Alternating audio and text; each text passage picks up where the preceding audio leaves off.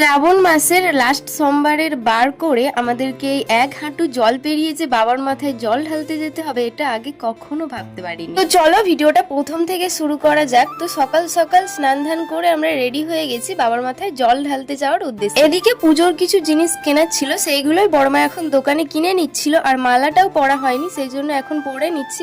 এই তো আমরা সবাই রেডি হয়ে গেছি এখন। আর আমাদের বাড়ি থেকে বড়মা, ভাই আর আমি আর বোন, আরো পাড়া থেকে বাঁধ থেকে অনেকেই গিয়েছিল। তো আমরা বাড়ি থেকে কালীতলা মানে গোপীগঞ্জ যেতে যে কালীতলা পড়ে, ওখানে হেঁটে হেঁটে গিয়েছিলাম সবাই মিলে। আর ওই দিন না প্রচন্ড রোদ ছিল, মানে এইটুখানি রাস্তায় হেঁটে আসতে আমাদের প্রচুর অসুবিধা হয়েছে। মানে এত রোদ, তার উপরে পা পুরো মনে হচ্ছে পুড়ে যাচ্ছিল। ওখান থেকেই জল তুলেছি, আর ওখানেও যেহেতু মহাদেব রয়েছে ওখানেও জল ঢেলেছি, তারপর পুজোও করেছি। ওখান থেকে জল ঢেলেই আমরা আমাদের যে মারতলা রয়েছে ওখানকেই যাব সবাই মিলে।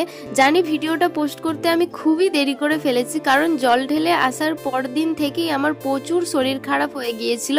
2 দিন থেকে বিছানা থেকে উঠতে পারছিলাম না, সেই জন্য ভয়েসও দিতে পারিনি।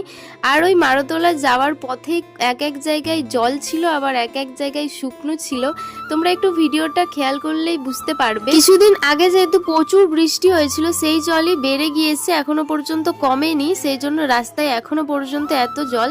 এই তো আমাদের জল ঢালা হয়েও গিয়েছে, এখন আমরা বাড়ি যাচ্ছি। এই দিকটাতে আরো বেশি জল ছিল, প্রায় ওই 1 হাঁটুর মতো। এই জল পেরিয়ে আসতে কিন্তু আমাদের সবারই মজা লাগছিল, কিন্তু আবার ভয়ের কারণও রয়েছিল, যেহেতু অনেক দিন থেকে জলটা রয়েছে। নিচে প্রচুর স্লিপ হয়ে গিয়েছিল, একবার পড়ে গেলেই শেষ। আর যারা যারা মহাদেবকে ভালোবাসো তারা কমেন্টে হর হর মহাদেব লিখে যেও।